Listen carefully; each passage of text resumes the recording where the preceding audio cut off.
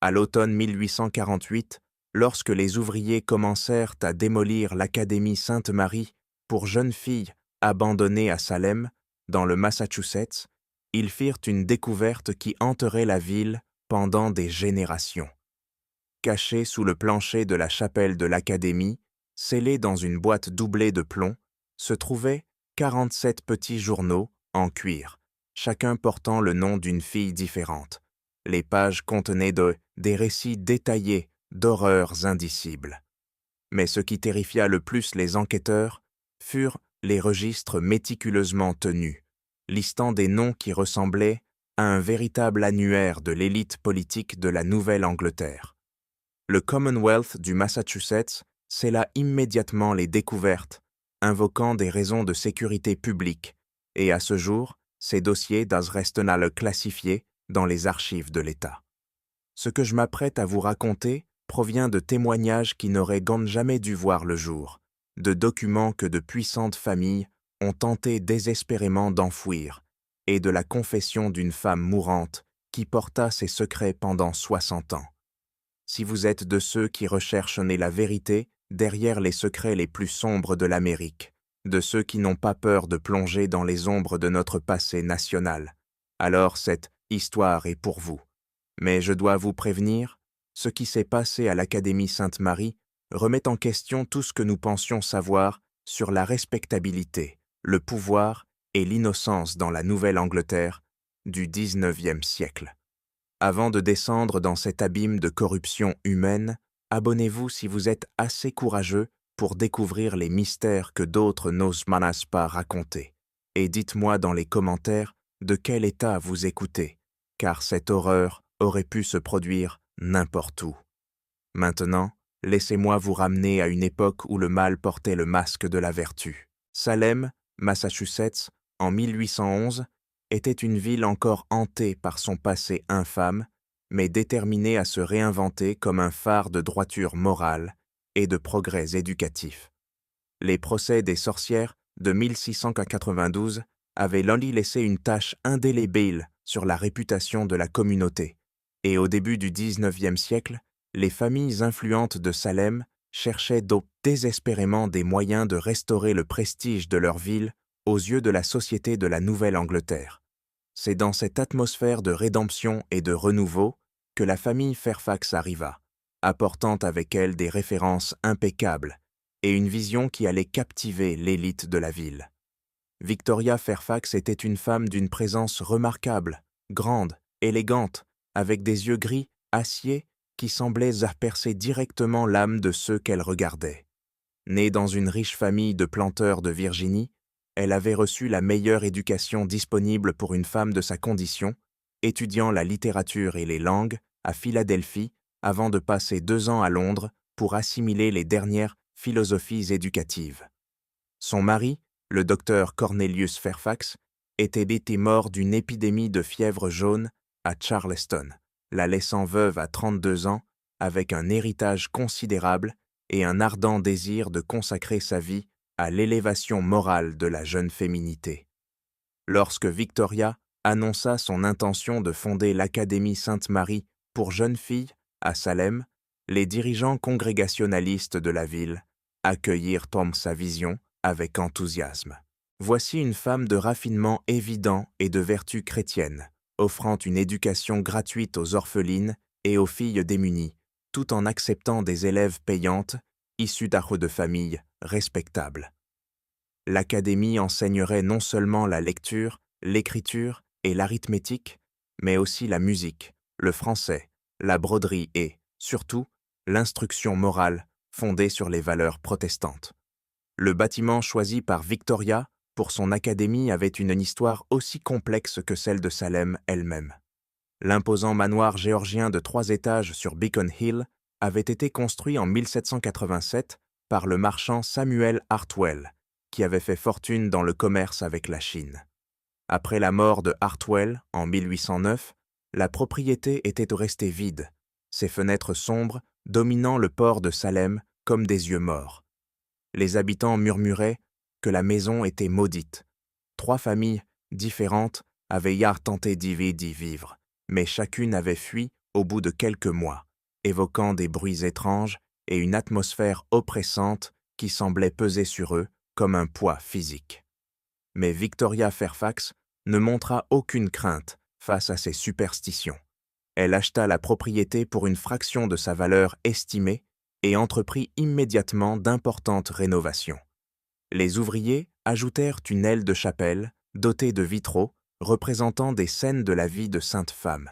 Ils construisirent des dortoirs pouvant accueillir 30 filles, une salle à manger pouvant en asseoir 50, et surtout une série de chambres privées au 3e étage que Victoria décrivait comme des salles de méditation où les élèves pouvaient réfléchir seuls à leur développement spirituel.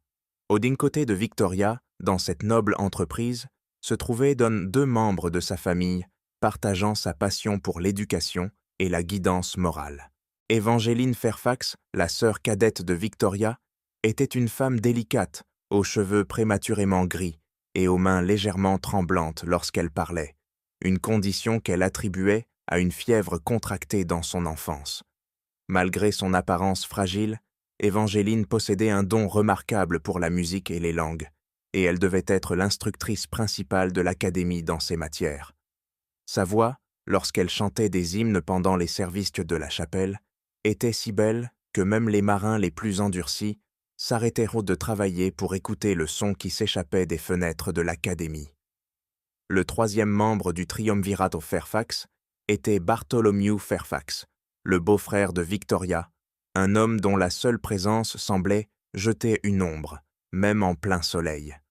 Grand et émacié, avec des yeux profondément enfoncés et une voix portant l'autorité de la conviction absolue, Bartholomew avait passé 15 ans comme prédicateur itinérant dans les États du Sud avant de répondre à l'appel de Victoria pour servir comme chapelain de l'Académie. Ses sermons sur la corruption du monde moderne et la vulnérabilité particulière des jeunes femmes face aux tentations de Satan étaient légendaires dans toute la région.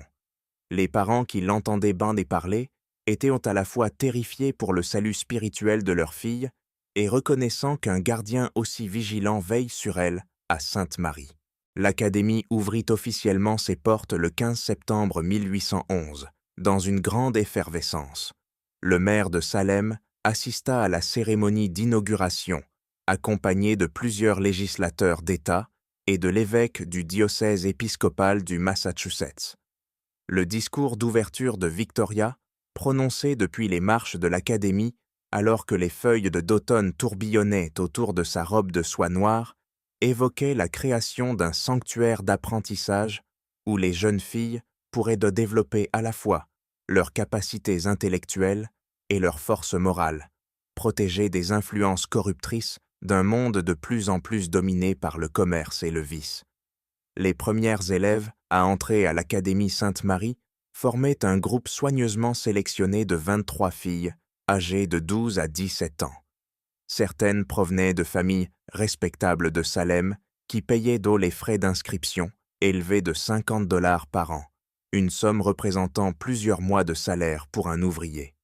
Mais la mission déclarée de Victoria était de servir les moins fortunés et plus de la moitié des premières inscrites étaient donc des orphelines et des filles de familles pauvres, acceptées gratuitement comme témoignage de la charité chrétienne de l'Académie. Parmi ces élèves de charité se trouvait Margaret Sullivan, 14 ans, dont les parents immigrants irlandais étaient morts dans l'incendie d'un taudis l'hiver précédent. Margaret était une fille vive et enjouée, aux cheveux roux et aux yeux verts brillants d'intelligence et de curiosité. Elle travaillait dans une filature depuis 6 mois lorsqu'un représentant de l'Académie l'approcha avec une offre qui semblait trop belle pour être vraie. Le logement, la nourriture et l'éducation gratuits en échange de quelques tâches domestiques à l'école. Une autre était Priscilla Morse, 15 ans, dont le père avait disparu en mer et la mère était morte de la tuberculose, la laissant aux soins d'un oncle pour qui sa présence était manifestement un fardeau. Priscilla était calme et sérieuse, avec de longs cheveux sombres tirés en un chignon sévère et l'habitude de lire tout livre qu'elle pouvait trouver. La perspective de fréquenter une véritable école, avec une bibliothèque et des professeurs qualifiés, semblait être une prière exaucée. La troisième était Anna Whitmore, 13 ans, peut-être le cas le plus tragique de tous. Son père avait été condamné pour vol à 5 ans de prison, tandis que sa mère avait simplement disparu une nuit, laissant derrière elle une note disant qu'elle ne pouvait plus supporter la honte. Anna vivait dans l'hospice des pauvres de Salem lorsque Victoria Fairfax vint en personne lui offrir une place à l'académie. Le visage pâle et creusé de la jeune fille s'était illuminé pour la première fois depuis des mois, lorsqu'elle apprit qu'elle aurait son propre lit, des repas réguliers et la possibilité d'apprendre à lire correctement. Ses filles, ainsi que leurs 20 camarades, entrèrent à l'Académie Sainte-Marie, le cœur plein d'espoir et de gratitude. Elles n'avaient aucun moyen de savoir qu'elles entraient dans un piège soigneusement préparé, que la femme qui leur avait promis de protéger leur vertu allait leur voler leur innocence, et que le majestueux manoir géorgien dominant le port de Salem deviendrait leur prison, leur cauchemar, et pour beaucoup d'entre elles, leur tombe. Le premier signe qu'il se passait quelque chose d'étrange à l'Académie Sainte-Marie ne vint pas des élèves elles-mêmes, mais de Madame Abigail Thornton, une couturière vivant dans un modeste cottage au pied de Beacon Hill. Madame Thornton avait été engagée pour fournir le linge et les vêtements de l'Académie, et ses livraisons hebdomadaires lui donnaient l'occasion d'observer à distance le quotidien de l'institution. C'est un matin gris d'octobre 1812, exactement 13 mois après l'ouverture de l'Académie, que Madame Thornton remarqua pour la première fois quelque chose de singulier. Elle était arrivée plus tôt que d'habitude pour livrer des manteaux d'hiver et fut surprise de voir plusieurs gentlemen, bien vêtus, quitter la porte latérale de l'Académie, celle qui menait directement aux chambres privées du 3e étage. Ce qui la troubla ne fut pas seulement leur départ à une heure aussi matinale, mais surtout leurs efforts évidents pour éviter d'être vus. Ils se hâtaient vers des calèches qui les attendaient, la tête baissée, le chapeau enfoncé jusqu'aux yeux. Au cours des semaines suivantes, Madame Thornton commença à prêter plus d'attention aux allées et venues à l'Académie.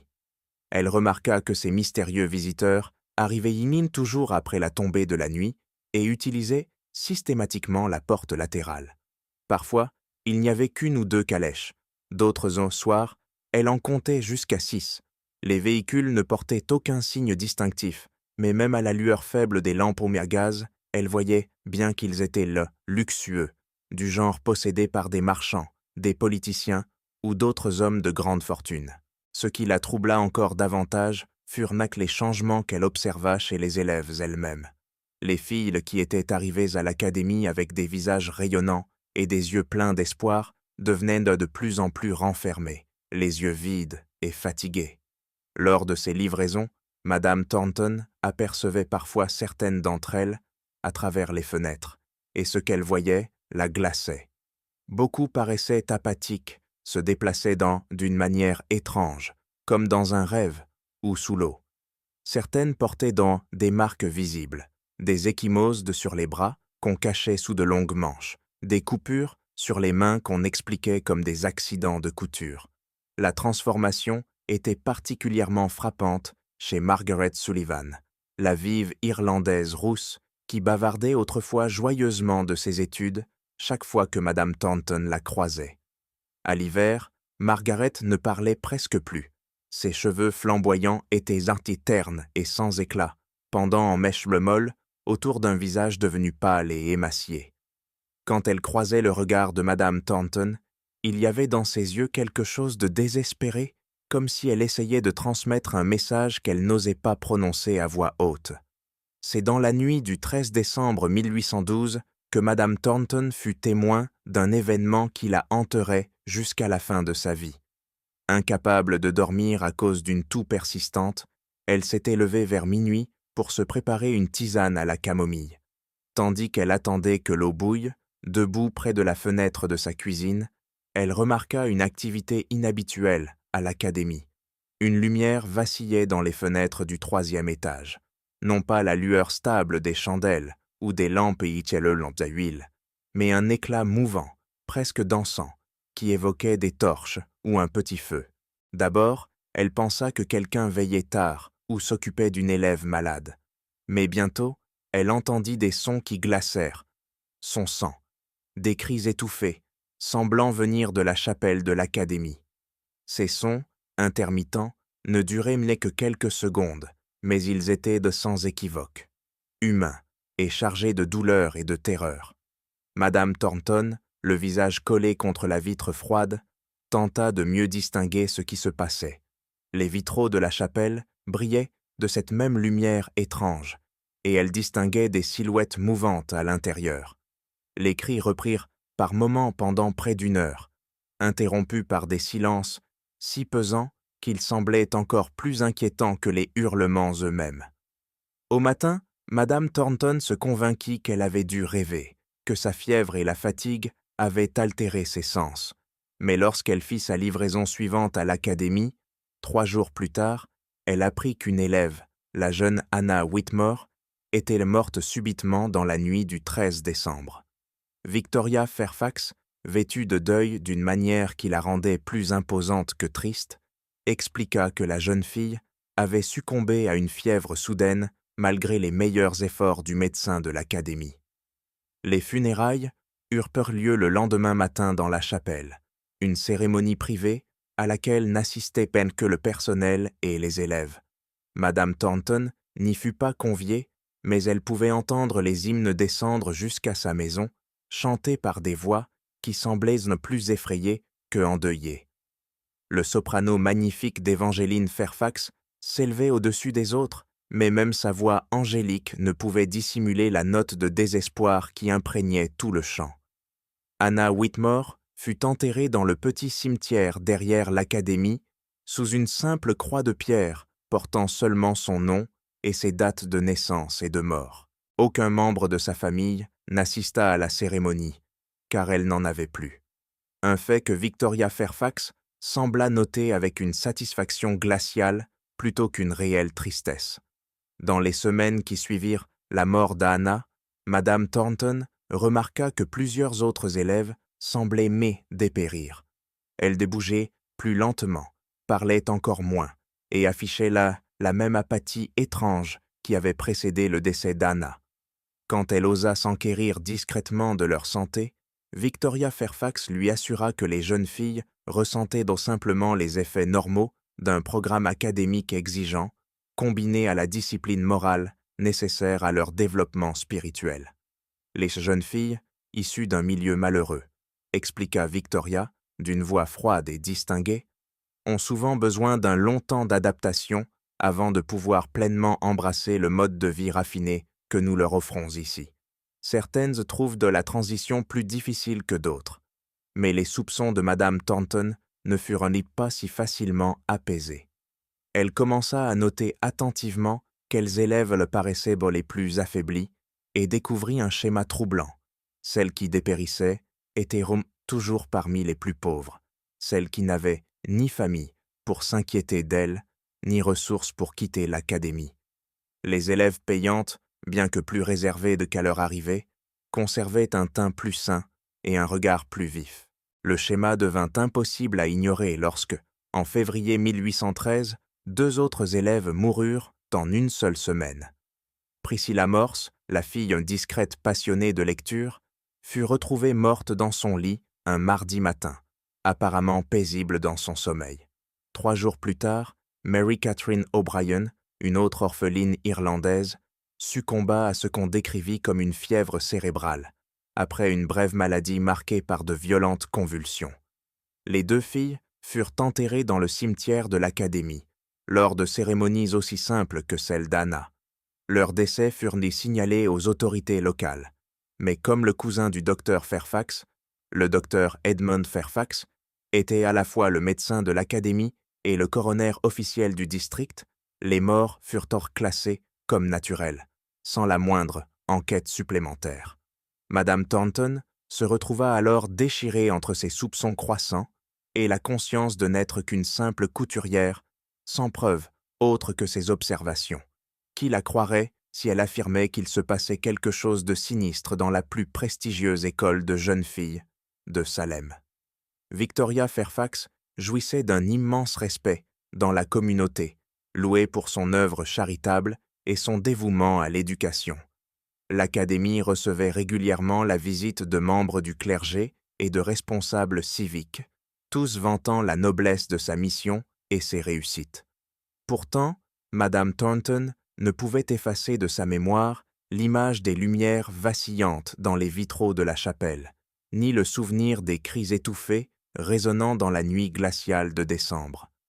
Quelque chose d'horrible se passait sur Beacon Hill, quelque chose que la façade respectable de l'Académie Sainte-Marie servait à dissimuler, mais il faudrait des années avant que la vérité ne commence à émerger.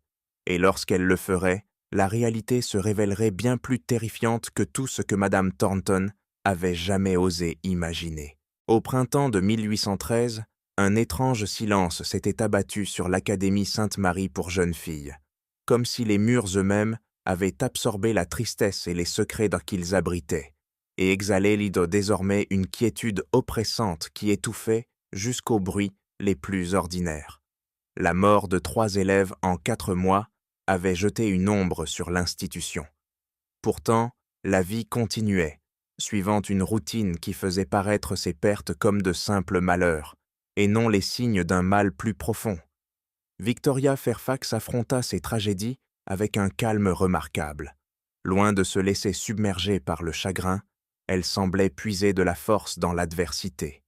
Elle parlait souvent des épreuves spirituelles que Dieu envoie pour tester les fidèles, et de l'importance de considérer la souffrance terrestre comme une préparation à la récompense céleste. Ses sermons, adressés aux élèves restantes, devinrent de plus en plus intenses. Elle y prêchait le sacrifice, la soumission et l'obéissance absolue envers ceux que Dieu avait placés au-dessus d'elle. « Mesdemoiselles, disait-elle depuis la chaire, ses yeux gris, acier balayant la nef comme une lame tranchant la soie, vous devez comprendre que vos vies de passé, vides de pauvreté, d'abandon et de confusion morale, ont laissé des marques sur vos âmes. Ces taches ne peuvent être effacées que par la plus rigoureuse discipline spirituelle. Le chemin de la rédemption est difficile, et certaines d'entre vous n'auront pas la force de l'achever, mais celles qui persévéreront connaîtront des récompenses au-delà de toute compréhension terrestre. Les jeunes filles avaient appris à écouter ces prêches sans trahir la moindre émotion. Elles savaient désormais qu'à Sainte-Marie, toute expression de sentiment ou d'indépendance était malvenue. Celles qui posaient trop de questions ou montraient trop de curiosité étaient punies sévèrement. Récurer les sols avec du savon corrosif qui brûlait les mains, travailler dans le jardin sous le soleil brûlant, ou passer de longues heures seules dans les chambres de méditation du 3e étage à réfléchir à leurs fautes. Margaret Sullivan, 15 ans à présent, était devenue méconnaissable. L'ancienne enfant vive et bavarde n'était plus qu'une ombre errant dans les couloirs familiers, parlant à peine, dissimulant soigneusement ses pensées derrière un regard impassible. Mais sous cette façade figée, son esprit restait vif et attentif. Peu à peu, elle remarqua des schémas troublants. Certaines élèves étaient irrégulièrement choisies pour ce qu'Evangeline Fairfax appelait l'instruction spéciale, donnée dans les chambres du 3e étage. Ces séances avaient toujours lieu le soir, après les cours, quand tout le bâtiment était endormi. Les filles disparaissaient aussitôt après le dîner et ne revenaient qu'après minuit, étrangement absentes, comme des somnambules. C'était exactement ainsi que se comportaient Anna, Priscilla et Marie-Catherine dans les semaines précédant leur mort. Ce qui inquiétait le plus Margaret, c'était que ces séances coïncidaient toujours avec les visites des mystérieux messieurs venus en calèche sans armoirie. En observant attentivement, elle comprit que ces hommes n'utilisaient jamais l'entrée principale, mais toujours la porte latérale menant directement au 3e étage. Le jour, les visiteurs respectables passaient par le grand salon, où tout se déroulait sous supervision. Les élèves ayant suivi plusieurs instructions spéciales montraient ensuite des signes physiques inquiétants, perte d'appétit, maux de tête, tremblement des mains. Ce dernier symptôme rappelait curieusement le tic nerveux d'Evangeline elle-même. Le docteur Edmund Fairfax, cousin de Victoria et médecin attitré de l'école, expliquait ces troubles comme les signes d'une sensibilité spirituelle accrue. La preuve, disait-il, que leurs âmes se détachaient peu à peu du monde terrestre pour se rapprocher du divin. La vie à l'académie, durant cette période, était d'une rigueur extrême. La journée commençait à 5 heures par un office suivi d'un petit déjeuner maigre, thé faible et pain sec. Les cours se succédaient de 7 heures du matin à 6 heures du soir, interrompus seulement par un repas frugal de soupe claire. Le soir venait l'instruction morale, de longues lectures religieuses par Bartholomew Fairfax, pendant lesquelles les élèves devaient rester silencieuses, interdites de poser la moindre question. Cette routine épuisait les jeunes filles, les isolait les unes des autres, empêchait toute amitié. Celles qui tentaient de chuchoter ou d'échanger des billets étaient punies durement, de quoi les dissuader pour longtemps. Pourtant, malgré la peur, une communication secrète finit par s'établir. Par des gestes discrets, des regards signifiants ou quelques mots murmurés pendant les activités surveillées, les élèves commencèrent à s'informer mutuellement. Margaret Sullivan devint, sans qu'on le décide, la chef de ce réseau clandestin. Grâce à son ancienneté et à sa discrétion, elle recueillait et transmettait ce qu'elle apprenait sur la véritable nature de l'institution. Ainsi, elle découvrit que ces instructions spéciales n'avaient rien de religieux. Les filles les racontaient qu'on leur faisait boire un thé au goût étrange qui les rendait étourdies et confuses. Puis, leur mémoire se brouillait. Certaines se souvenaient avoir été vêtues de longues robes blanches, pareilles à des linceuls. D'autres parlèrent de cérémonies avec des bougies, de l'encens et des prières dans des langues inconnues. Le plus effrayant était la présence des messieurs, des hommes élégants, riches, cultivés, mais dont le regard trahissait une faim inquiétante. Ils observaient les rituels, parfois y prenaient une part, toujours avec cette attitude d'autorité distante, comme s'ils étaient les véritables maîtres de ce qui se déroulait là.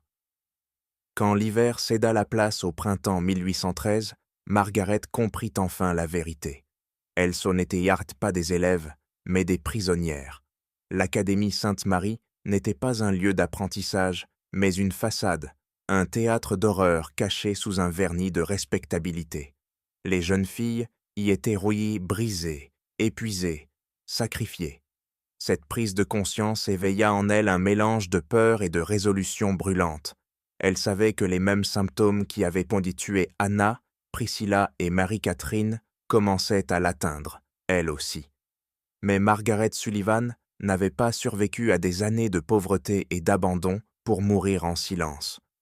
Au fil du printemps 1813, elle conçut un plan désespéré, un plan qui lui apporterait soit la liberté, soit la certitude que la vérité sur l'Académie Sainte-Marie ne mourrait pas avec elle.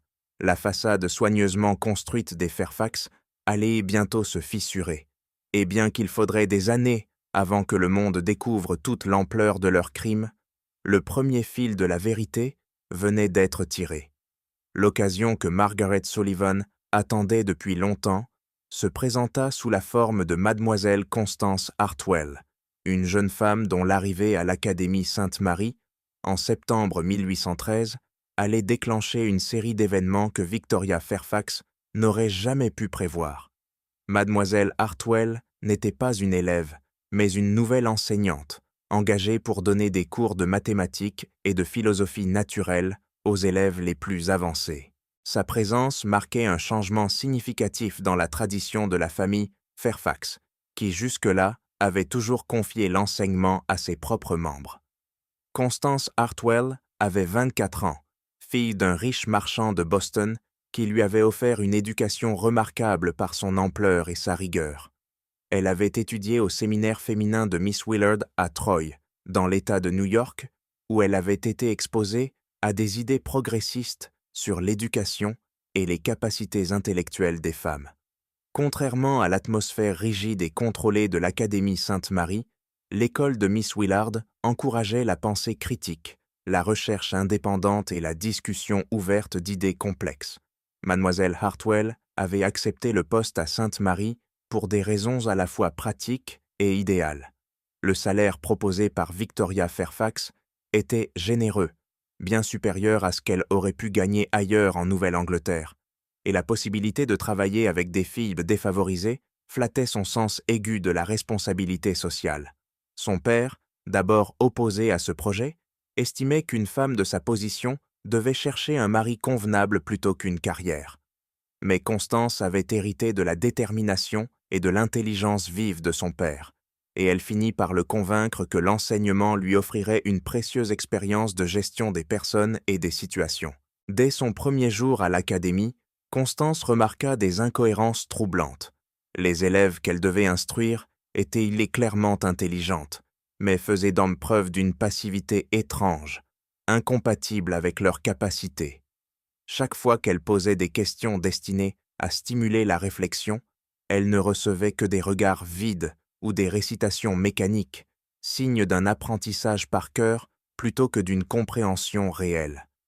Ce qui la troubla encore davantage, ce fut la peur manifeste des élèves à l'idée d'exprimer leurs opinions ou de poser leurs propres questions.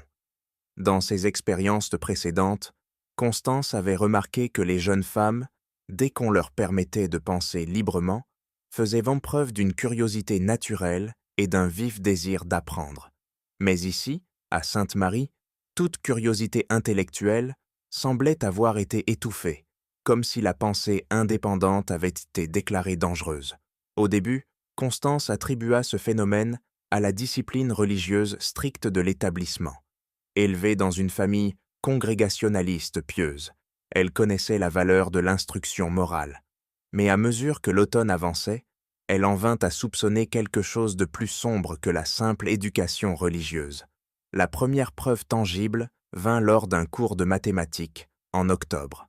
Elle remarqua que Sarah Peyton, une de ses meilleures élèves de 16 ans, avait des difficultés à se concentrer sur des calculs simples. Les mains tremblantes, Sarah perdait souvent le fil de ses raisonnements. Lorsqu'elle lui demanda doucement si quelque chose n'allait pas, Sarah murmura, nerveuse. « Je suis désolée, mademoiselle Hartwell. Parfois, j'ai l'impression qu'un brouillard envahit ma tête, m'empêchant de penser clairement. Le docteur Fairfax dit que c'est parce que mon esprit se purifie, mais, avant de venir ici, je me souviens que je pensais mieux. » Ces mots semèrent, dans l'esprit de Constance, les premières graines d'une inquiétude profonde. Elle commença à observer l'état physique de ses élèves et découvrit des signes alarmants. Pâleur, lassitude, maux de tête, douleurs d'estomac. Certaines présentaient des tremblements semblables à ceux d'Evangeline Fairfax, et beaucoup semblaient les perdre du poids, malgré les affirmations de l'administration quant à une alimentation suffisante. Les soupçons de Constance se renforcèrent lorsqu'elle apprit que l'accès à certaines zones de l'académie lui était strictement interdit. Elle logeait au 2e étage, mais le 3e étage était réservé aux membres de la famille Fairfax. Quand elle demanda innocemment à y utiliser une salle pour un cours particulier, Victoria Fairfax réagit aussitôt, le regard froid et perçant. « Mademoiselle Hartwell, vous comprendrez qu'une institution comme la nôtre doit maintenir certaines limites. Le 3e étage abrite des chambres de méditation consacrées à l'instruction spirituelle avancée. Nous ne pouvons risquer de souiller cet espace sacré par des activités séculières. » Ce ton ferme, mêlé à une gêne visible, convainquit Constance que le 3e étage cachait un secret que la famille Fairfax tenait à protéger. Elle commença à observer les activités nocturnes de l'académie avec discrétion, et c'est ainsi qu'une nuit de novembre, alors que la pluie frappait les vitres et que le vent hurlait dehors, elle aperçut une silhouette se glissant dans le couloir menant à la porte latérale. C'était une élève, Margaret Sullivan, vêtue non pas de la robe grise réglementaire, mais d'une robe blanche qui semblait luire sous la faible lumière des lampes. Constance la suivit en silence. Margaret colla son oreille contre la porte, écouta longuement, puis se retourna. Lorsqu'elle aperçut Constance tapie dans l'ombre, les 2 jeunes femmes se figèrent, conscientes qu'elles avaient là, toutes 2, enfreint des règles sévères. Enfin, Margaret s'avança et murmura. « Mademoiselle Hartwell, je dois vous parler, mais pas ici et pas maintenant. Demain, pendant votre cours, demandez-moi de rester après la leçon. j'ai des choses à vous dire, des choses que vous devez savoir. » Le lendemain, la journée parut interminable.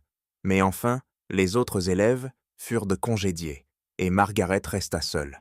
Ce qu'elle révéla à Constance durant cette heure bouleversa totalement la jeune enseignante, et scella entre elles une alliance dangereuse, déterminée à percer les mystères de Sainte Marie et à dénoncer les crimes de la famille. Fairfax. Le récit de Margaret était à la fois détaillé et terrifiant. Margaret décrivit les séances d'instruction spéciale avec une précision presque clinique, comme si elle avait observé et analysé le fonctionnement de l'académie avec la rigueur méthodique d'un enquêteur professionnel.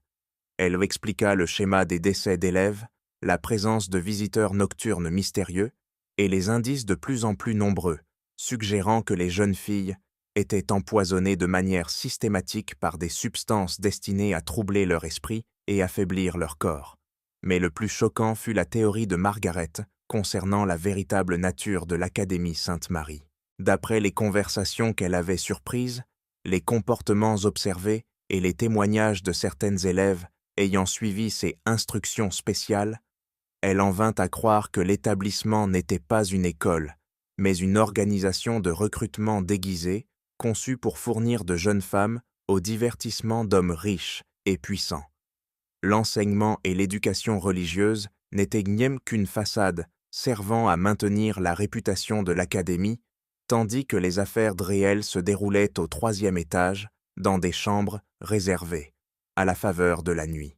« Ils ne se contentent pas de nous tuer, mademoiselle Hartwell, » conclut Margaret, la voix ferme, malgré l'horreur de ses paroles. « Ils nous détruisent, d'abord, nos esprits, notre volonté, notre capacité à résister ou à fuir. Et quand nous sommes de trop faibles pour lutter, ils se servent de nous, jusqu'à ce que nous mourions. Anna, Priscilla, Mary, Catherine, elles n'ont pas succombé à la fièvre ou à la folie. Elles ont été assassinées, aussi sûrement que si l'on avait planté un couteau dans leur cœur. » Constance écouta ce récit avec une terreur croissante, tout en sentant en elle une certitude glaciale.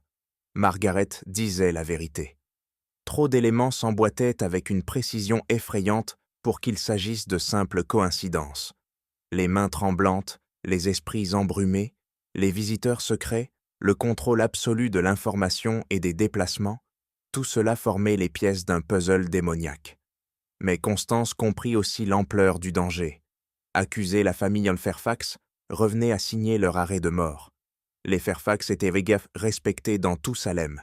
Victoria, symbole de vertu chrétienne, Évangeline, adorée pour sa douceur et ses talents musicaux, et le docteur Bartholomew Fairfax, prédicateur influent à travers toute la Nouvelle-Angleterre.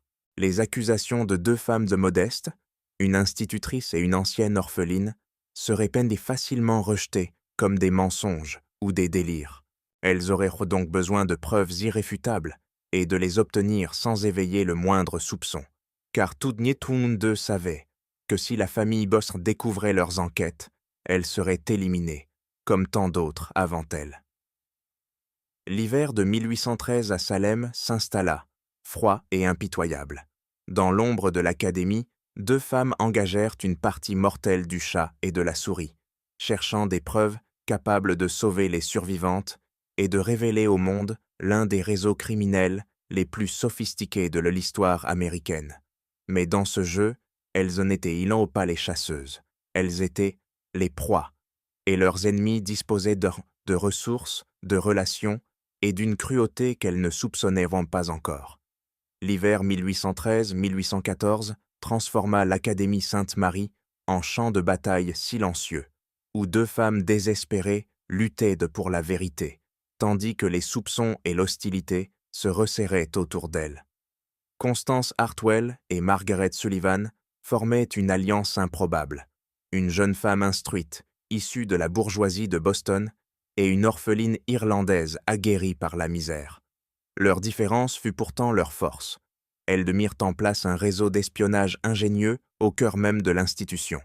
Leur première percée se produisit grâce à l'accès officiel de Constance aux bureaux administratifs.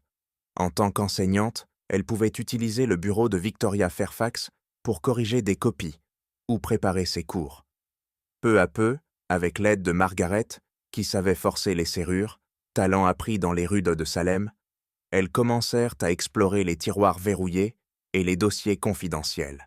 Ce qu'elles découvrirent dépassa leurs pires craintes. Sous les registres scolaires et la correspondance ordinaire se cachaient des livres de comptes codés détaillant des transactions financières sans rapport avec la vie d'une école. Chaque élève y figurait sous un numéro d'identification et ses progrès étaient évalués selon des critères n'ayant rien d'académique. Le sang de Margaret se glaça lorsqu'elle trouva sa propre mention. Sujet 12, MIS, yeux verts, cheveux roux, 15 ans, conditionnement, progression lente, résistance, au-dessus de la moyenne. Recommandation, augmenter la dose et prolonger les périodes d'isolement. Intérêt du client, modéré mais déconstant. Transition vers la phase finale, estimée, 3 à 4 mois. Le ton froid et clinique de ces notes glaça leur sang. Les jeunes filles n'étaient pas considérées comme des êtres humains, mais comme des marchandises, gérées avec la même précision comptable qu'un inventaire de tissus ou de farine. Pire encore, les registres mentionnaient les préférences des clients, véritable catalogue de perversions humaines. Certains exigeaient des filles le plus jeunes, d'autres des caractéristiques physiques de précises, et quelques-uns demandaient des tempéraments spécifiques, timides, rebelles ou brisés. Mais la preuve la plus accablante vint de la correspondance directe entre Victoria Fairfax et ses clients. Les lettres, rédigées de sa main élégante, détaillaient dans les arrangements avec une franchise glaçante. L'une d'elles, datée du 15 novembre 1813, adressée à un mystérieux honorable J.A., fit tourner le cœur des deux femmes. « Mon cher ami, j'ai le plaisir de vous informer que la jeune fille, dont vous avez demandé des nouvelles, a fait des progrès considérables dans sa préparation. Les problèmes de tempérament que vous aviez mentionnés ont été largement corrigés grâce à nos méthodes d'instruction spécialisées. Je crois qu'elle répondra à vos exigences d'ici une quinzaine de jours. Comme toujours, notre discrétion mutuelle garantit que votre association avec notre établissement demeurera strictement confidentielle. Votre contribution habituelle de $200 sera reçue avec la plus grande gratitude. » L'ampleur systématique et commerciale de l'entreprise devint alors évidente. L'académie servait de centre de conditionnement et de distribution pour un réseau de clients fortunés à travers toute la Nouvelle-Angleterre. Les jeunes filles n'étaient pas seulement exploitées, elles étaient brisées, droguées, manipulées psychologiquement et physiquement jusqu'à devenir des victimes dociles, louées ou vendues à prix fort. Les décès de Hannah, Priscilla et Mary Catherine n'étaient donc pas des accidents, mais des éliminations programmées. Celles qui résistaient trop devenaient malades ou représentaient un risque étaient euthanasiées discrètement par surdose de laudanum, avec le docteur Edmund Fairfax fournissant les certificats médicaux nécessaires pour éviter toute enquête officielle. Mais plus elles accumulaient de preuves, plus elles sentaient le piège se refermer. Victoria Fairfax, d'abord polie et distante, commença à surveiller Constance de près, posant des questions subtiles sur ses méthodes, ses impressions et ses contacts avec les élèves. Sous son ton doux, Constance percevait une intelligence prédatrice cherchant la moindre faille. La tension atteignit son comble en janvier 1814, lorsqu'une nouvelle élève mourut dans des circonstances impossibles à ignorer. Elizabeth Morrison, 14 ans, issue d'une famille pauvre, n'était là que depuis 4 mois. On la retrouva morte dans son lit un mardi matin, sans fièvre, sans blessure, sans souffrance apparente. Elle s'était simplement éteinte, comme si quelqu'un avait éteint la lumière de sa vie pendant la nuit. L'examen du corps par le docteur Edmund Fairfax fut expéditif, ne durant pas plus de 10 minutes, avant qu'il ne déclare que la cause du décès était une défaillance cardiaque provoquée par une excitation spirituelle. Mais Constance, qui avait observé Élisabeth de près pendant ses cours de mathématiques, savait que la jeune fille n'avait montré aucun signe de maladie cardiaque. Elle était pâle et apathique, comme les autres, mais elle faisait aussi partie des élèves les plus lucides. encore capable de poser des questions intelligentes et de manifester un véritable intérêt pour leurs études. Ce qui troubla davantage Constance, c'était le moment de la mort d'Élisabeth. Margaret lui avait confié qu'Élisabeth avait été choisie pour recevoir une instruction spéciale 3 soirées consécutives avant sa mort, et qu'elle semblait particulièrement bouleversée après ces séances. Selon d'autres élèves, on l'avait entendue pleurer dans son sommeil et parler de son désir d'écrire à ses parents.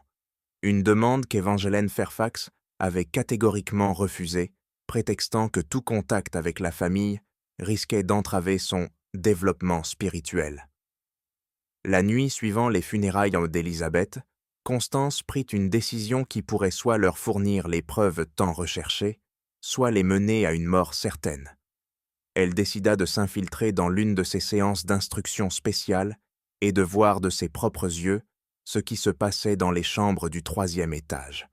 C'était un risque immense, mais elle avait compris qu'elle n'obtiendrait jamais de preuves suffisantes par la seule analyse de documents. Elle devait même voir les crimes, les témoigner, les comprendre. Margaret s'y opposa d'abord, estimant que le danger était trop grand et que la découverte de Constance signerait leur perte à toutes deux. Mais Constance avait hérité de la détermination de son père autant que de son esprit d'entreprise. Elle était convaincue qu'aucune demi-mesure ne suffirait. Pour exposer les crimes de la famille Fairfax, il leur fallait des preuves impossibles à nier ou à faire disparaître, même par les avocats les plus rusés ou les fonctionnaires les plus corrompus.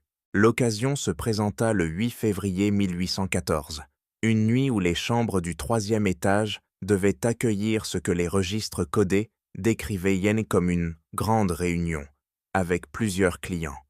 Margaret avait appris, grâce à son réseau d'informatrices parmi les élèves, que 6 jeunes filles avaient été choisies pour cette séance, dont elle-même et 2 autres pensionnaires de longue date.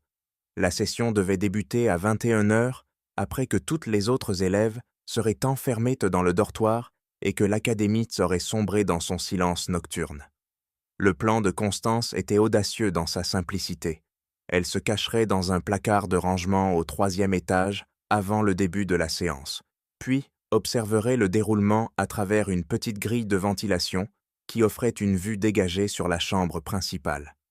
Margaret, de son côté, participerait à la session comme prévu, mais tenterait de rester consciente malgré les drogues administrées, afin de pouvoir compléter le témoignage de Constance après coup.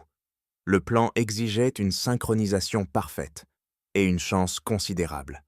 Constance devait atteindre le 3e étage sans être vue et s'assurer que son absence ne soit pas remarquée.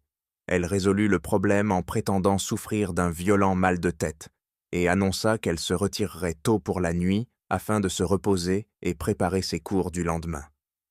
À 20h30, tandis que le calme s'installait dans l'académie, Constance quitta discrètement sa chambre et emprunta l'escalier de service menant au 3e étage.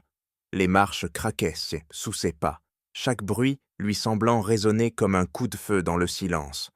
Elle s'arrêtait à chaque palier, tendant l'oreille, avant de reprendre sa lente ascension.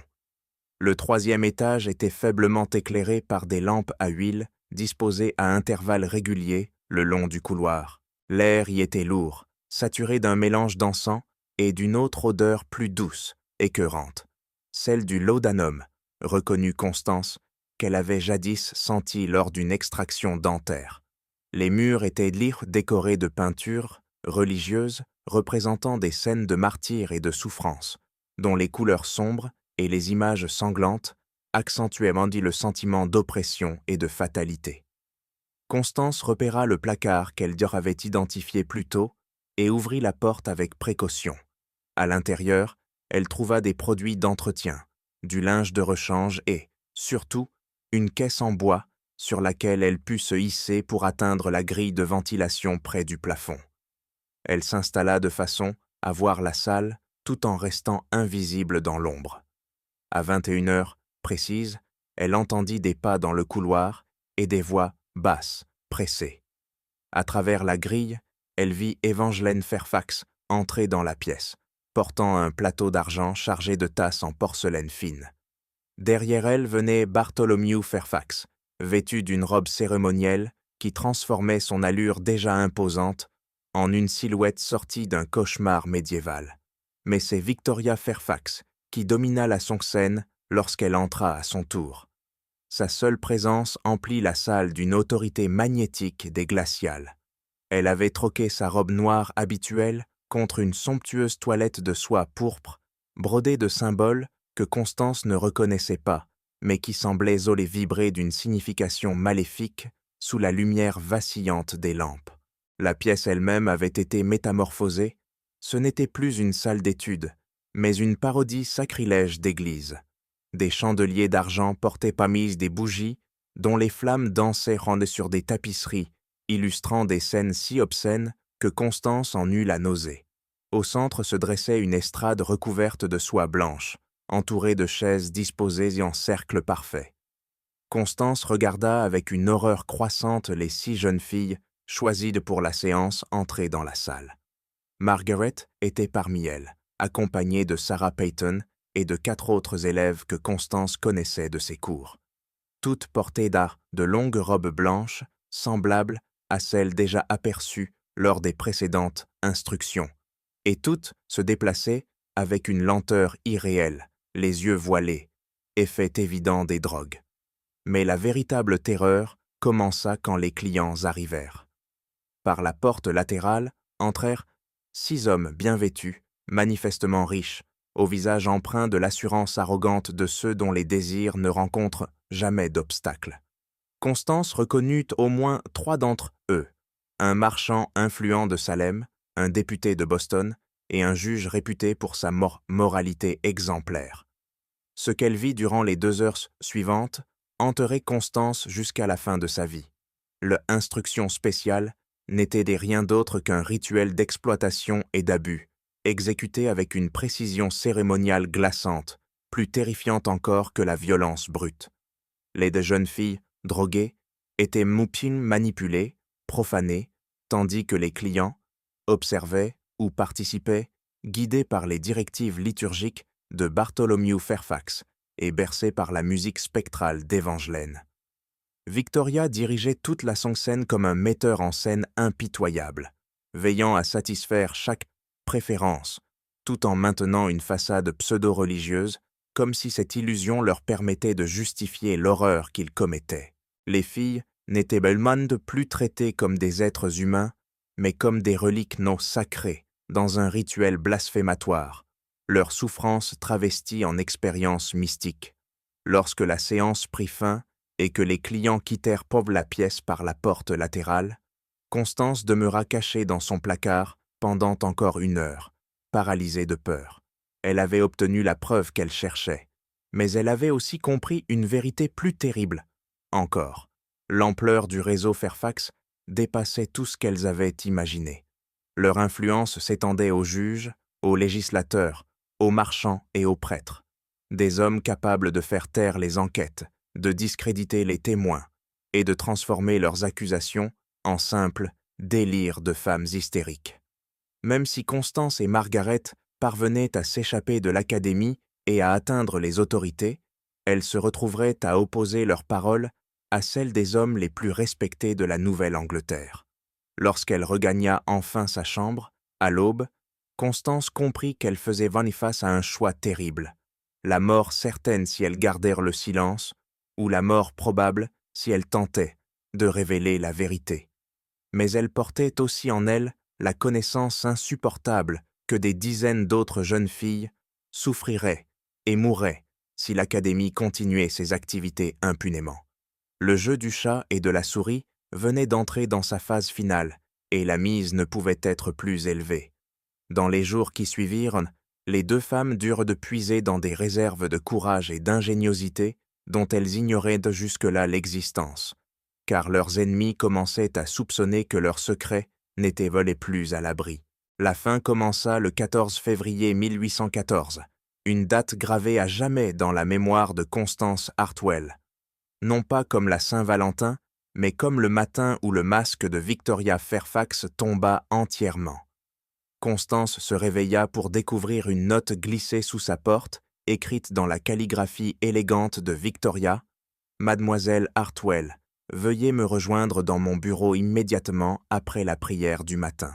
Nous avons des affaires urgentes à discuter concernant votre avenir au sein de cette institution. » Le ton semblait courtois, mais Constance y lut une menace à peine voilée. Quelque chose avait alerté Victoria à propos de ses activités nocturnes, et cette entrevue déciderait probablement si elle verrait un autre coucher de soleil. En s'habillant, les mains tremblantes malgré ses efforts pour paraître calme, Constance se demanda si Margaret avait reçu une convocation semblable, ou si son jeune allié avait déjà été réduit au silence pendant la nuit. Le service religieux de ce matin-là fut une étude de la tension maîtrisée. Victoria dirigeait la cérémonie avec son autorité habituelle, mais Constance remarqua de subtiles fissures, un léger tremblement dans sa voix lorsqu'elle lisait les Écritures, une manière trop ferme de s'agripper à la chair, et surtout la façon dont ses yeux gris, acier, balayaient de sans cesse l'assemblée, comme pour compter les têtes. Margaret était présente parmi les autres filles, mais plus droguée que jamais. Ses yeux verts, habituellement vifs malgré les effets du laudanum, semblaient livides, et elle oscillait faiblement en chantant les hymnes. Quand leurs regards se croisèrent en masse brièvement, l'expression de Margaret transmit à Constance un message glacé. Elles avaient été découvertes, et elle était résignée à son sort. Après l'office, Constance se rendit au bureau de Victoria comme un condamné marchant vers l'échafaud. Elle trouva Victoria assise derrière son bureau de bois d'acajou, ayant abandonné toute façade de bienveillance. La femme qui leva les yeux à son entrée n'était plus une éducatrice, c'était un prédateur, savourant le moment avant la mise à mort. « Asseyez-vous, mademoiselle Hartwell, » dit Victoria d'une voix douce, mais tranchante comme une lame enveloppée de velours. « Nous avons beaucoup à discuter. » Constance obéit, tâchant de garder une expression neutre. Malgré la terreur qui menaçait de l'engloutir, elle avait répété ce moment dans sa tête, préparé des justifications, des dénégations. Mais face au regard perçant de Victoria, elle comprit que toute feinte était inutile. « J'espère que vos explorations nocturnes vous ont été instructives, » poursuivit Victoria, ouvrant un dossier relié de cuir que Constance reconnut aussitôt avec un serrement de cœur. À l'intérieur se trouvaient des croquis détaillés du 3e étage, des copies des registres codés, et, pire que tout, plusieurs pages de notes écrites de la main même de Constance. Le dossier représentait des semaines de travail, de collecte d'informations, mais aussi une faille fatale. Victoria n'aurait pas pu le découvrir par une simple surveillance. Quelqu'un les avait trahis, quelqu'un ayant eu accès aux papiers personnels de Constance et connaissant leurs activités. « Vous semblez surprise, » observa Victoria avec un sourire froid. « Pensiez-vous vraiment que votre petite entreprise d'espionnage passerait inaperçue dans un lieu où l'information est la ressource la plus précieuse ? Ma chère mademoiselle Hartwell, poursuivit-elle, nous suivons vos activités depuis votre 3e semaine ici.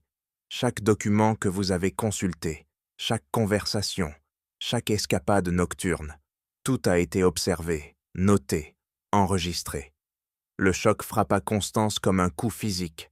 Si Victoria les avait surveillées depuis le début, alors tout ce qu'elles avaient découvert leur avait été permis, voire mis en scène. Mais dans quel but ? Victoria sembla lire ses pensées. « Vous vous demandez pourquoi nous vous avons laissé continuer alors que nous pouvions vous éliminer à tout moment ? C'est très simple, vous nous étiez utiles. Votre présence a servi de test à nos protocoles de sécurité, nous aidant à repérer certaines failles. Plus important encore, vos activités ont permis de détecter un problème potentiel parmi certaines élèves. » À ces mots, Bartholomew Fairfax entra dans le bureau, son corps long et osseux, bloquant la porte comme une ombre de mort. Derrière lui, 2 hommes robustes, mal vêtus, dont la simple apparence trahissait leur fonction, les bras armés de l'académie. « Mademoiselle Sullivan s'est montrée très coopérative, » annonça Bartholomew d'un ton satisfait. « Elle nous a fourni des détails sur vos méthodes, vos découvertes et surtout vos projets pour dénoncer nos activités aux autorités. » La trahison transperça Constance comme une lame. Margaret, la courageuse Margaret, avait cédé. Sous la torture ou la terreur, elle avait parlé. Mais, alors que cette pensée l'écrasait, Constance distingua dans le regard de Bartholomew une ambiguïté. Peut-être que la situation n'était pas aussi simple. Victoria quitta son siège et s'approcha de Constance, sa haute silhouette emplissant tout le champ de vision de la jeune femme. La question était maintenant: que faire de vous, mademoiselle Hartwell? Votre père est un marchand influent, très connu dans la société bostonienne. Votre disparition provoquerait des questions, des enquêtes, qui nous seraient incommodantes. Cependant, votre existence même représente un risque que nous ne pouvons tolérer. Elle marqua une pause, puis ajouta d'une voix veloutée, presque caressante. Il existe toutefois une troisième option. Vous pourriez nous rejoindre. Votre éducation et vos relations sociales feraient de vous un atout précieux. Nous avons des opérations dans d'autres villes qui nécessitent des administrateurs compétents. Vous seriez richement récompensé et tiendriez un rôle de véritable autorité. L'offre était formulée comme un choix, mais Constance en percevait la vérité. Accepter, c'était devenir complice de l'asservissement et de la mort d'autres jeunes filles. Refuser, c'était mourir, probablement d'un accident ou d'une maladie soudaine, qui susciterait la pitié plutôt que le soupçon. Il n'y avait pas de troisième voie. Alors qu'elle cherchait désespérément une réponse qui lui permettrait de gagner un peu de temps, un tumulte éclata dans le couloir. Des cris, des pas précipités, des portes claquées. L'expression de Victoria changea. La satisfaction prédatrice fit place à la stupeur, puis à la peur. La porte s'ouvrit brusquement pour laisser entrer un groupe d'hommes en uniforme bleu, la constabulary de l'État du Massachusetts, menée par un officier grand et sévère dont la seule présence transforma instantanément l'atmosphère. Et derrière ces hommes apparut une silhouette qui fit bondir le cœur de Constance d'un espoir qu'elle n'osait plus croire possible. Margaret Sullivan entra, les yeux verts, flamboyants d'une détermination farouche, très vivante. « Victoria Fairfax », déclara le chef des constables d'une voix claire et autoritaire. « Vous êtes en état d'arrestation pour conspiration, enlèvement et meurtre. Bartholomew Fairfax et Evangeline Fairfax, poursuivit-il. Vous êtes également arrêtés pour les mêmes chefs d'accusation. » Puis, s'adressant aux deux hommes, en tenue grossière, « Messieurs, vous resterez ici pour être interrogés. » Pour la première fois depuis que Constance la connaissait, le masque de Victoria se fissura complètement. « C'est absurde !» s'écria-t-elle, la voix montant presque jusqu'à un cri. « Ces officiers n'ont aucune autorité ici. C'est un établissement privé, fonctionnant sous charte légale du Commonwealth. » Mais le constable resta de marbre. « Madame, nous disposons de témoignages sous serment provenant de multiples témoins, de preuves de documentaires d'une conspiration criminelle, ainsi que de récits oculaires des crimes commis sur ces lieux. Vous allez nous suivre calmement, où nous emploierons la force nécessaire. » Tandis que les agents passaient les fers aux membres de la famille Fairfax, Margaret s'approcha de Constance, un mélange d'épuisement et de triomphe dans le regard. « Je suis désolée de ne pas avoir pu te prévenir, » murmura-t-elle précipitamment. « Quand ils m'ont confrontée il y a 2 jours, j'ai compris que c'était notre seule chance. Ils croyaient m'avoir brisé, que je trahirais tout pour sauver ma peau. Alors, je leur ai dit exactement ce qu'ils voulaient entendre, tout en cherchant un moyen d'alerter les autorités. » Le plan que Margaret avait de mis en œuvre relevait à la fois de l'audace et du désespoir. Lorsqu'elle avait été interrogée par Bartholomew sur ses activités, elle avait effectivement tout avoué, mais en convainquant ses ravisseurs que sa soumission était motivée par la peur. Sous ce masque d'obéissance, elle avait obtenu l'accès à des parties de l'académie interdites aux élèves, notamment une entrée latérale menant vers l'extérieur. Aux premières heures du matin, tandis que ses geôliers la croyaient droguée et enfermée, Margaret s'était glissée hors de l'académie pour rejoindre le poste de la constabulary de Salem. Son récit des atrocités commises à l'Académie Sainte-Marie avait d'abord suscité le scepticisme, mais la précision de ses informations, nom, date, transactions financières, avait fini par convaincre les autorités de déclencher une enquête immédiate. Plus encore, Margaret avait fourni une liste de clients éminents prévus pour cette même soirée. Plusieurs juges et législateurs dont la corruption ne pourrait plus être dissimulée s'ils étaient arrêtés en flagrant délit d'exploitation d'enfants drogués. La perspective d'un tel scandale galvanisa les autorités, qui surmontèrent leur habituelle réticence à défier des institutions respectées et des citoyens puissants. Lorsque la famille Fairfax fut menée enchaînée hors de l'académie, leur empire d'exploitation s'effondra en quelques heures. Des constables arrêtèrent le docteur Edmund Fairfax dans son cabinet privé, tandis que d'autres saisissaient les registres de l'académie et interrogèrent les survivantes. Les noms de leurs complices, des hommes riches et influents, apparurent dans les documents saisis, révélant un réseau d'horreurs qu'aucun silence ne pourrait désormais couvrir. Mais la preuve la plus accablante vint d'une source inattendue, Madame Abigail Thornton, la couturière dont les soupçons avaient été jadis méprisés comme des rêveries d'une femme du peuple.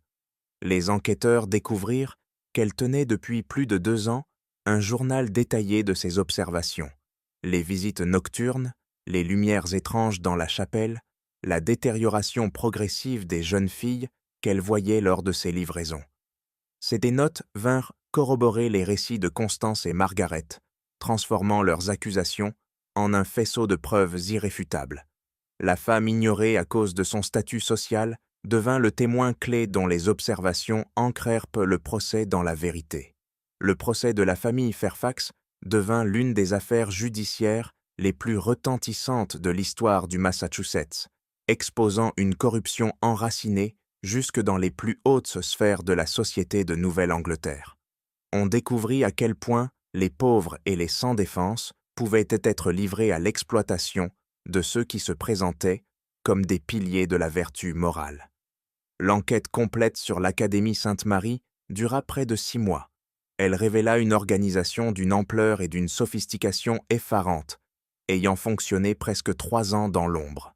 Au terme de l'examen, les enquêteurs conclurent que 43 jeunes femmes étaient promptes et mortes dans l'établissement. Non pas de cause naturelle, comme l'indiquait leur certificat de décès, mais empoisonnées volontairement pour éliminer des témoins ou se débarrasser de victimes devenues inutiles. Le procès s'ouvrit en septembre 1814 et dura 7 semaines, suscitant une couverture médiatique jusqu'en Europe, où certains journaux y virent la preuve de la décadence morale des sociétés démocratiques. Victoria Fairfax, toujours digne malgré les preuves accablantes, tenta de se présenter comme une victime manipulée par ses proches masculins. Mais les registres méticuleux qu'elle avait elle-même tenus, croisés avec les témoignages des survivantes, dressèrent le portrait d'une femme froidement calculatrice, qui avait conçu et dirigé chaque aspect des activités criminelles de l'Académie. Bartholomew Fairfax, lui, adopta une autre stratégie. Il prétendit avoir mené des rituels religieux légitimes, mal interprétés par des témoins ignorants. Sa défense s'effondra lorsque les enquêteurs démontrèrent que ces prétendus rituels n'appartenaient à aucune doctrine chrétienne connue et semblaient inventés pour dissimuler des abus rituels. Quant à Evangeline Fairfax, elle se révéla être la figure la plus tragique de la conspiration. Les examens médicaux prouvèrent qu'elle avait été droguée pendant plus de 10 ans, la rendant mentalement inapte et transformant sa participation en esclavage inconscient. Ses prestations musicales, lors des séances d'exploitation, n'étaient que le fruit d'un conditionnement soigneusement orchestré. Elle ne gardait presque aucun souvenir de ce qu'elle avait contribué à accomplir. Le réseau de clients fortunés subit des destins variés selon leur pouvoir et leurs relations. Plusieurs juges et législateurs furent discrètement contraints de démissionner et de quitter le Massachusetts. D'autres échappèrent à la justice grâce à des potobies de vin ou à la destruction de preuves. Mais la carrière d'au moins une douzaine d'hommes fut anéantie. Ceux qui avaient cru que leur richesse les placerait au-dessus des lois. Le docteur Edmund Fairfax fut condamné à 20 ans de prison pour falsification de certificats de décès et complicité médicale dans les crimes de l'Académie. Sa condamnation entraîna la chute d'autres médecins impliqués dans des affaires similaires à travers la Nouvelle-Angleterre, envoyant un message clair. Le prestige professionnel ne protégerait plus les criminels. Victoria et Bartholomew Fairfax furent condamnés à mort par pendaison, faisant de Victoria la première femme exécutée au Massachusetts pour un crime autre que la sorcellerie. La sentence fut exécutée le 15 novembre 1814, devant plus de 2000 spectateurs venus de toute la Nouvelle-Angleterre pour assister à la fin de ce que les journaux appelaient déjà la conspiration la plus abjecte de l'histoire américaine. Le courage de Margaret Sullivan dans la révélation des crimes de l'Académie fit d'elle une héroïne nationale. Les journaux la dépeignirent comme un symbole de la vertu triomphant de la corruption. Elle mit sa renommée au service d'une cause, la protection des orphelins et des enfants pauvres, et fonda à Boston sa propre école gratuite pour jeunes filles défavorisées, un établissement légitime né des cendres d'un lieu de cauchemar. Son académie fonctionna avec succès pendant plus de 30 ans et forma des centaines de jeunes femmes qui devinrent enseignantes, infirmières et militantes à part entière. Constance Hartwell retourna à Boston après le procès et épousa un collègue enseignant partageant son engagement pour la réforme de l'éducation. Ensemble, ils fondèrent une école progressiste, privilégiant la pensée critique et la recherche indépendante plutôt que la simple mémorisation et l'obéissance aveugle à l'autorité. Constance consacra le reste de sa vie à assurer la surveillance et l'inspection régulière des établissements scolaires afin d'empêcher que des abus isolés, comme ceux de l'Académie Sainte-Marie, ne se reproduisent. Le bâtiment de l'Académie fut démoli en 1815, les matériaux étant vendus pour aider à indemniser les familles des victimes. Le site resta vacant pendant plus de 20 ans avant d'être transformé en parc public, dédié à la mémoire des jeunes filles mortes là-bas. Un modeste monument, financé par des dons venus de toute la Nouvelle-Angleterre, porte les noms des 43 victimes, avec l'inscription « Elles ont été oubliées par le monde, mais pas par l'histoire ». L'impact le plus durable du scandale de l'Académie Sainte-Marie fut les réformes qu'il entraîna dans la régulation des institutions éducatives. Le Massachusetts devint le premier État à imposer des inspections régulières de toutes les écoles, en particulier celles accueillant des populations vulnérables, et à exiger la tenue de registres détaillés soumis à l'examen officiel. Ces réformes furent progressivement adoptées par d'autres États et constituèrent la base des systèmes modernes de surveillance scolaire. Mais l'héritage le plus important du procès fut sans doute le précédent juridique qu'il établit. La richesse, le statut social et l'autorité religieuse ne pouvaient non plus protéger des criminels lorsque des preuves crédibles étaient présentées. La condamnation de la famille Fairfax et de leurs clients influents démontra que la justice américaine pouvait tenir pour responsables même les membres les plus puissants de la société. L'histoire de l'Académie Sainte-Marie nous rappelle combien les institutions destinées à protéger les vulnérables peuvent être corrompues par ceux qui voient dans leur faiblesse une opportunité d'exploitation. Elle montre que le mal prend souvent le masque de la vertu, que la respectabilité peut cacher des crimes indicibles et que le courage de ceux qui risquent tout pour la vérité peut triompher de la corruption systématique. Comme l'avait dit Margaret Sullivan lors de son témoignage, il pensait que nous étions impuissantes parce que nous étions pauvres, jeunes, seuls. Ils croyaient de pouvoir nous utiliser puis nous jeter sans conséquence, car personne ne croirait notre parole contre la leur. Mais ils ont oublié que même les impuissants peuvent trouver de la force lorsqu'ils se tiennent unis pour la vérité. Aujourd'hui, plus de 2 siècles plus tard, nous faisons encore face aux mêmes défis fondamentaux. Protéger les vulnérables des exploitations, garantir que les institutions servent leur but réel et non des agendas cachés, et avoir le courage de dire la vérité au pouvoir, même au prix d'un sacrifice personnel immense. Les deux jeunes filles, mortes à l'Académie Sainte-Marie, n'ont pas été oubliées par l'histoire. Leur récit continue de rappeler que le prix de laisser le mal prospérer est toujours plus élevé que celui de l'affronter. Leur voix, réduite au silence par leurs bourreaux, mais conservée dans les témoignages des survivantes et les archives de leurs souffrances, résonnent à travers les siècles avec un message simple mais puissant. Souvenez-vous de nous, apprenez de notre sacrifice et ne permettez plus jamais que de telles horreurs soient commises au nom de la vertu ou de la foi éducative. En les honorant, nous respectons non seulement leur mémoire, mais aussi notre devoir de protéger ceux qui ne peuvent pas se protéger eux-mêmes. Que pensez-vous de ce chapitre sombre de l'histoire américaine? Croyez-vous qu'une exploitation systématique pourrait encore se produire aujourd'hui sous le couvert de la respectabilité ou de l'autorité religieuse? Partagez cette vidéo avec quelqu'un qui apprécie les histoires de true crime qui vont au-delà des apparences pour explorer le pouvoir, la corruption et la justice. Cliquez sur « J'aime » si cette enquête sur le passé caché de l'Amérique vous a touché, et abonnez-vous pour ne jamais manquer des histoires révélant les secrets que d'autres voudraient te garder enfouis. Laissez vos impressions dans les commentaires. Notre communauté de chercheurs de vérité valorise chaque perspective sur ces mystères historiques complexes.